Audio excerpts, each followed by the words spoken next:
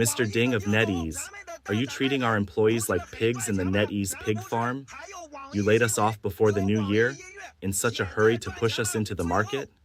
Weren't our projects Justice and Eggy Party very profitable? Aren't you worth over 240 billion yuan? Aren't you ranked 6th on the Who Run Rich list? Can't you let us employees have a normal new year? Can't you even wait these few days? Mr. Ding, you've disappointed your staff. Recently, the news of massive layoffs by the Chinese internet technology company NetEase has attracted public attention. According to Chinese media reports, NetEase began large-scale layoffs in December last year, with NetEase Media being a major target, and the gaming department was also affected. Although NetEase immediately denied the rumors of massive layoffs and blocked the source of the news, it also proved that the wave of layoffs has spread to the tech industry and the Chinese internet sector is gradually declining. On January 17th, a screenshot about NetEase's layoffs was widely circulated on the Chinese social media platform Weibo. The screenshot showed NetEase laid off 1,600 people in one day, equivalent to 1/6 of its total staff. The screenshot further claimed all were given N+3 severance, paying out more than 80 million yuan at once. The company talked about layoffs last month and only implemented it today, but didn't expect it to be on such a large scale, cutting off 1/6 of the workforce at once. All are the technical staff from various gaming departments. The bloated administrative and financial departments didn't lose a single person. N+3 severance pay refers to 1 month of pay for every year worked plus an additional 3 months. The news quickly garnered a lot of attention. On January 19th, an insider from NetEase came forward to debunk the rumor, saying the news was false and that it was a normal business adjustment and staff turnover, with the company level still actively recruiting top talent. He explained that the business is constantly developing and transforming, and layoffs are just to adapt to market changes in staffing. However, this insider did not deny the layoffs, and the massive layoffs did indeed happen. According to Jiamian News, NetEase began layoffs in various departments in mid to late December last year, with NetEase Media being the most affected, and the highly profitable gaming department also being involved. The report stated that NetEase Media started large-scale layoffs mainly in January, including the news department, cultural and creative department, and open courses department, with positions in content, marketing, sales, and product affected. The proportion of layoffs varied across different business lines and departments. According to insiders, most range between 10% to 50%, with some departments even reaching up to 70%, and some business lines being completely cut. Commercial planning positions under the sales system were heavily hit, with the current confirmed layoff target being 50%. According to 21st Century Business Herald, NetEase's compensation for this round of layoffs was N+1, with a customary end-of-year double pay for December and January's working days already paid, and January's Social Security contributions also made. An insider revealed that many of those laid off from NetEase Media Group were employees with over 10 years of service, including both ordinary staff and mid-level management. There might be another round of layoffs after the new year, possibly involving mid-level and senior management. Some industry insiders speculate that the layoffs at NetEase Media are related to the upcoming 2024 Paris Olympics in July, and subsequent positions may be further reduced. Not just NetEase Media, but other businesses of NetEase also began layoffs early this year. In NetEase's gaming business, layoffs mainly targeted positions in product, operations, and marketing, with the compensation plan being N+3. Besides employees in the sales team, valuable technical personnel in the gaming department were also laid off. A senior engineer responsible for the new technology project of the online game Justice was laid off after this project was frozen. However, according to reports, layoffs in the gaming business were relatively low compared to other businesses of NetEase, with some project teams offering employees the choice between layoffs or transfer, but most transfers were to positions in other locations. Although transfers are considered normal personnel movements within the company, they are also another way of forcing employees to resign, especially for transfers to other locations. The exposure of NetEase's layoffs immediately sparked widespread heated discussions across society. Among the major internet companies, NetEase has always been considered the most stable, with seldom news of large-scale layoffs. In December last year, NetEase's market value surpassed Meituan, becoming China's fourth largest internet company in terms of market value. As of December 13th last year, NetEase's market value on the Hong Kong Stock Exchange reached 542.5 billion Hong Kong dollars, surpassing Meituan's market value of 513.3 billion Hong Kong dollars. Currently, only Tencent, Pinduoduo, and Alibaba rank ahead of NetEase. As China's fourth largest internet company, NetEase's layoffs are not just a part of internal management adjustments, but could have a profound impact on the entire industry and even affect the employment rate in the internet sector. At the same time, the layoffs also mean a reshuffling of the talent market in the industry, which could have significant implications for the competitive landscape and innovation capacity of the entire sector. In recent years, cost reduction and efficiency improvement have become common goals for Chinese internet companies. With recent uncertainties in China's economic environment and policy adjustments, these major networks believe that the most direct and effective way to reduce costs and increase efficiency is through layoffs. In general, layoffs are a reluctant choice for companies experiencing poor management, declining revenue, and net profits. However, in NetEase's financial reports, its revenue sources are divided into four segments: games and related value-added services, NetEase Cloud Music, innovation, etc. According to NetEase's financial report released last year, in the first 3 quarters of last year, NetEase's revenue was 75.3 billion yuan, a year-on-year increase of 7.3%. The third quarter financial report of 2023 showed that NetEase's net revenue for the quarter was 27.2 billion yuan, with a gross profit margin of 62.2% for the single quarter, setting a new high. The net income of the gaming segment reached 21.8 billion yuan, and NetEase's innovation and other businesses had a net income of 2 billion yuan in the third quarter, mainly including NetEase Media and NetEase Yanxuan.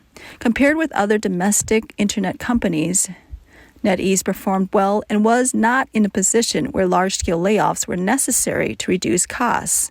So this massive layoff by NetEase was shocking to many. There are also doubts about whether NetEase Media is not profitable, hence the layoffs of at least half of its staff, but this is not the case. Currently, NetEase Media includes products like NetEase News and NetEase Cultural and Creative. Among them, NetEase News is the most well-known to the public, having undergone a series of attempts in the past 2 years, such as videoization, community building, content monetization, and short drama introduction, making it vibrant. In the third quarter of last year, the average daily usage time of NetEase News app users ranked first in the industry. NetEase Cultural and creative studios like Dada, Boiling Point, San, Well, and The Livings, focusing on cultural IP derivatives and copyright business, became a highlight of NetEase Media. For example, the film Endless Journey and the TV series of the same name, both critically acclaimed and high in viewership, are adapted from the original documentary literature by Deep Blue, an author from the Living Studio. Moreover, under NetEase Cultural and Creative, NetEase Yanxuan focuses on a brand-oriented strategy.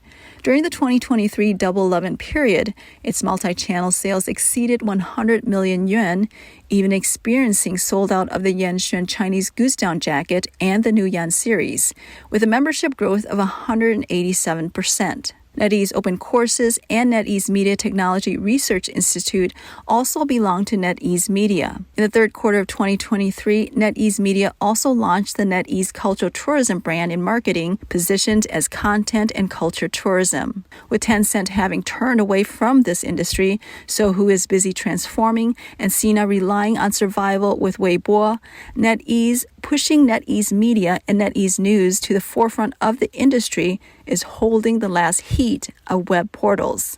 Unfortunately, even though NetEase Media has worked so hard to stand at the pinnacle of China's media industry, its development still hasn't met the expectations of NetEase CEO Ding Lei. During the period when the dividends of mobile internet were still present, NetEase Media once had the idea of splitting off and going public.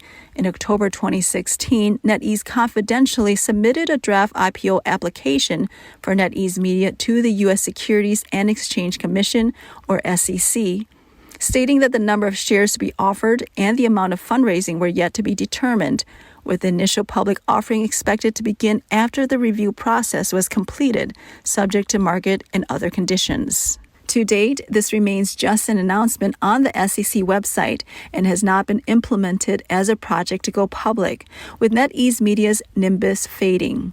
As early as in the English announcement of NetEase Media's confidential IPO application, NetEase described itself as one of China's leading internet and online game services providers, meaning that media content is no longer the core of NetEase. Apart from profitable projects, other project groups, whether they are socially useful or genuinely needed by the people, should be cut.